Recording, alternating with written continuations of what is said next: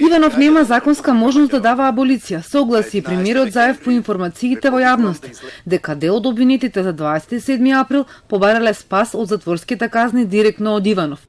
И Заев, исто како и Дестковска, гледа повеќе спорни причини за аболиција, меѓу кои дека членот 11 од стариот закон за помилување, кој му дава можност на шефот на државата по исклучок да го заобиколи Министерството за правда кога дава помилување, веќе не постои и дека со одлуката на Уставен од 2016 не бил вратен. Јасно како бел ден. Членот 11, чинам дека беше од законот за помилување, не постои, тој е укинат член и не може да се делува по него. И вториот дел, постапките кои што се водат преку правда и тие може да стигнат до председателот на Република Северна Македонија, впрочем и не може да се водат во текот на изборите. Тие се забранети постапки, влијаат на изборниот процес, заради тоа што преку нив се влијае на бројот на гласови и на самите гласачи, може да се водат од кога ќе завршат председателските избори, така да не очекувам никаква аболиција од страна на председателот Иванов. Председателот на кривичен Иван Џолев вели дека досега во судот нема пристигнато никакво барање за аболиција на обвинети од 27 април.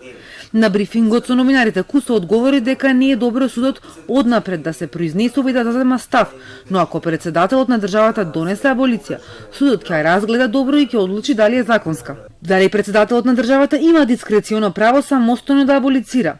Иванов и покрај јавните прозивки деновиве не се огласи дали останува на толкувањата од 2016 кога даде масовна аболиција за предметите на СЈО, или пак можеби во меѓувреме се премислил и ќе ги одбие барањата за помилување.